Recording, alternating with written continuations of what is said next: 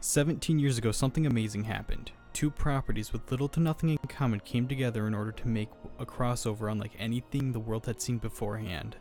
Due to a chance meeting in an elevator, Disney and Square teamed up to make what is now known as Kingdom Hearts.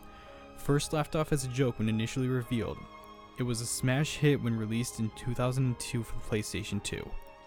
2 years later, Kingdom Hearts Chain of Memory was released to connect the first game with the upcoming sequel, Kingdom Hearts 2, released in 2005. Little did we know we would have to wait nearly 14 years and 11 games before getting able to play Kingdom Hearts 3. Was the wait worth it? Like nearly everything else in the world, the answer is, it depends. Kingdom Hearts 3 is a game that does a lot wrong and a lot right.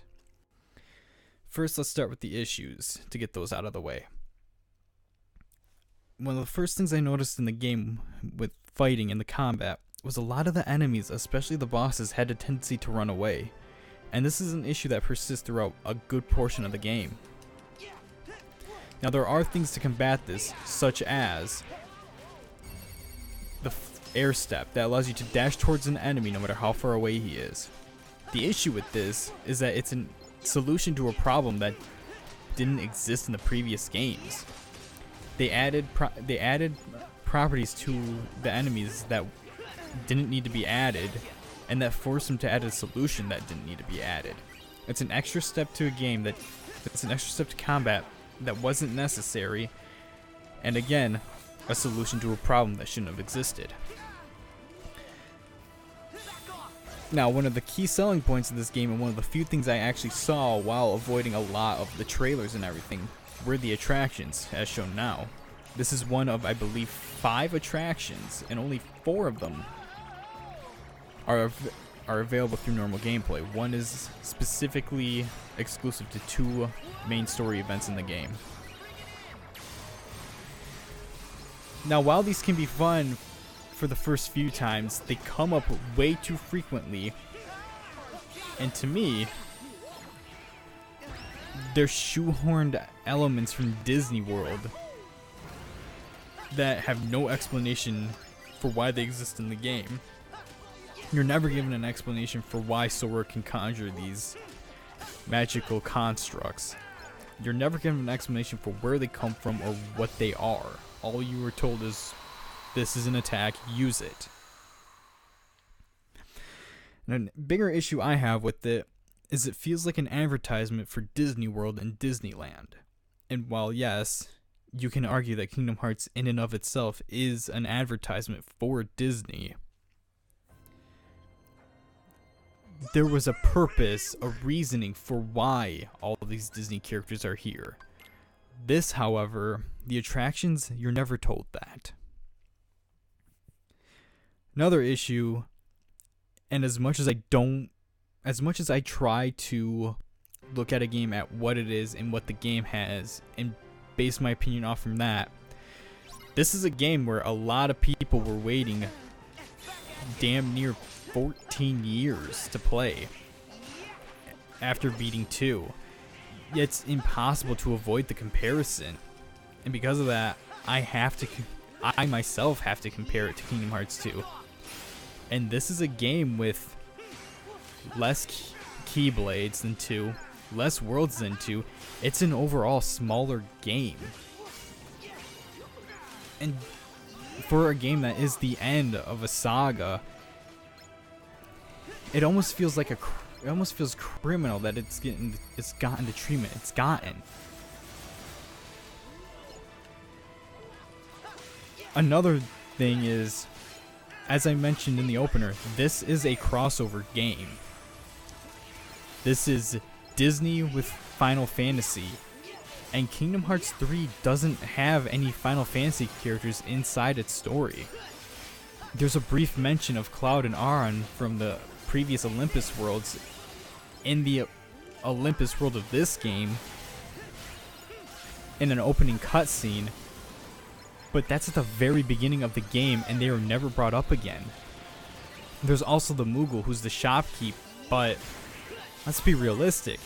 You could remove the Moogle and nothing would change of this game. So this is a crossover game with one property in it.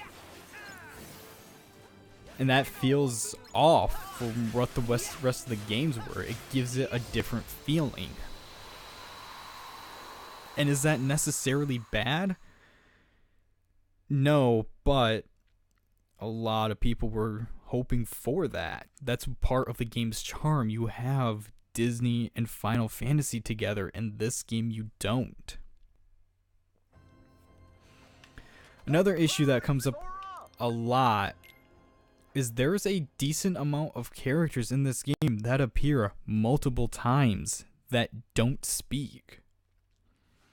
In Olympus, Phil shows up 3 or 4 times and he's on screen for a good number of minutes and he doesn't say a word, he just acts. You see his reaction to things that are said, but outside of that, he's not there. You have 2 of the previous organization Nobody members that have been given their humanity back and they don't speak and they show up multiple times throughout the game. And all you see is their emotional reactions to stuff through their facial features. They could be taken out of the game and little to nothing would change, and that it feels wasted. And they feel like they're wasted, and that's not okay, honestly. But those are minor complaints. They're not minor, but those are really the only complaints I can have on the game.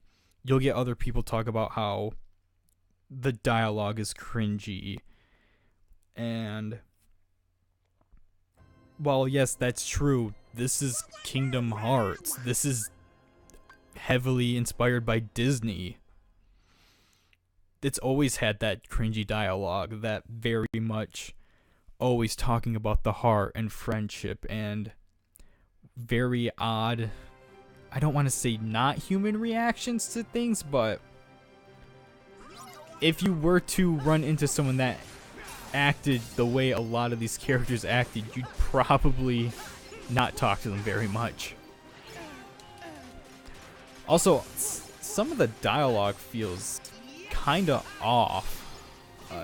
Hercules feels like there's some inconsistencies in his voice. He feels like he's trying too hard to sound like this cool, tough guy.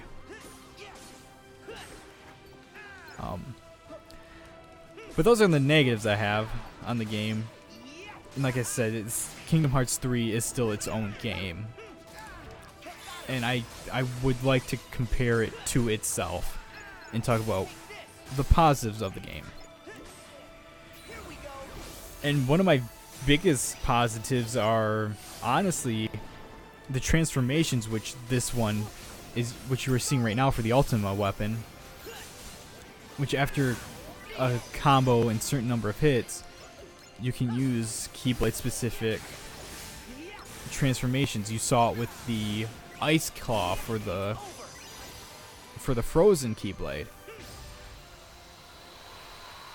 You know, each Keyblade has their own transformation, and it adds to the combat.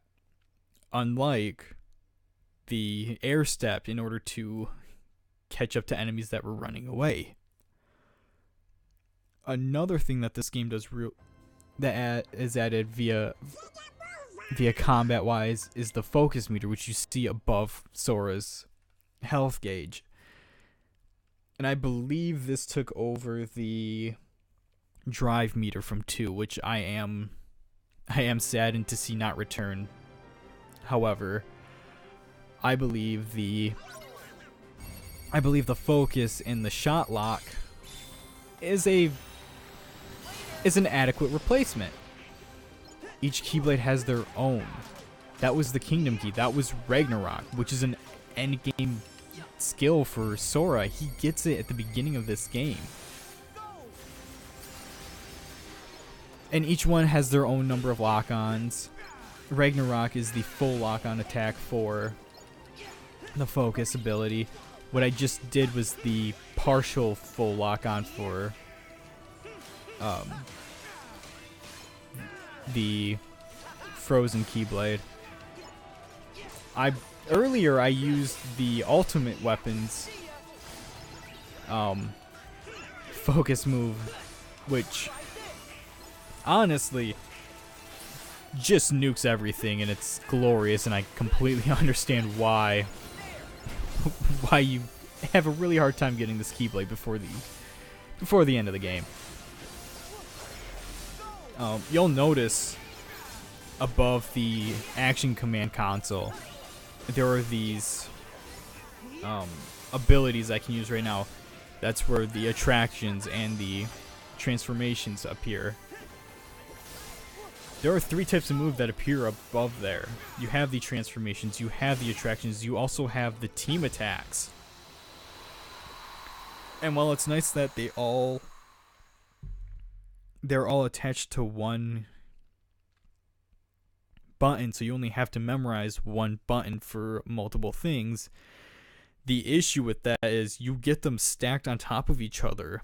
Like, I was 4 stacked. I had to go through the blizzard claws to get to the ultimate transformation, to get to the attraction, to get to the team attack.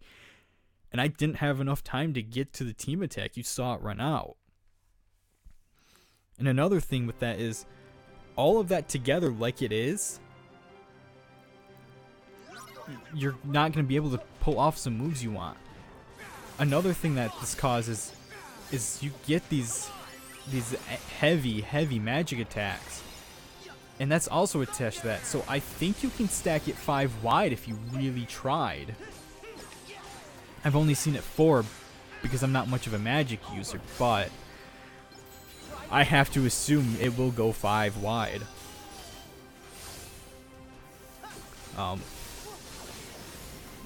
Another thing, there's just a lot that is very odd decision making in this game. So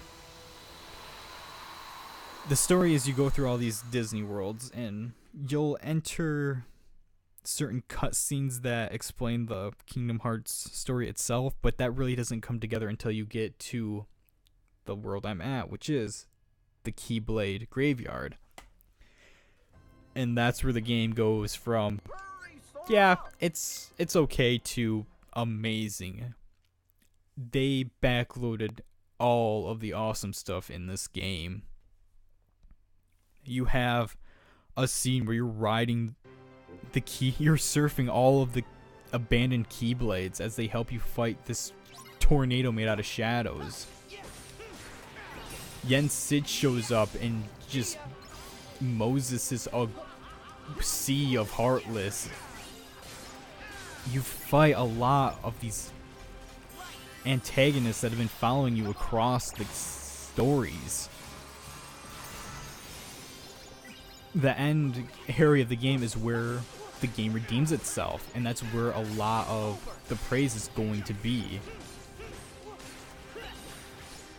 One thing I did forget to mention is the Gummy Ship area. And as much as I don't like the Gummy Ship area, areas in the games in general, they really did a good number on this one. It's open world. You get to go where you want. You're not stuck on one axis. If you don't want to fight, you don't have to outside of some boss enemies to get to certain worlds. They made it as unintrusive as possible while still keeping it in for the people that liked it, and I think that's should be commended. The 3 primary games all have them, and they get better every time.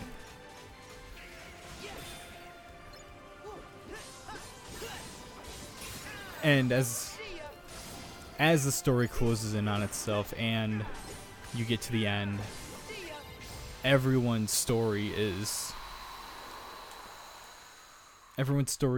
wrapped up nicely, and you see a proper heartwarming conclusion to all of these stories. Outside of Sora and Kairi, they don't get their happy ending. And the reason for that is because they needed to open the They need to keep the door open for future sequels, which is understandable, but the issue is this is the end of a saga. You didn't need to do that. You could have left some questions unanswered, but they made more, and that's not. It feels like you're hurting the two primary characters just to keep people interested, and I don't like that. Though I will say, watching the end cutscene, watching the epilogue, and seeing everything happen, and Don't Think Twice starts playing. You can say what you want about the story, but this game knows how to hit the heart really well. And I'm glad I waited until the end of this game to hear that theme song. The theme song was released a year before this game came out, and I never listened to it. And I think that was for the best. I think that helped emphasize the ending. So that leaves the question, is Kingdom Hearts 3 a disappointment?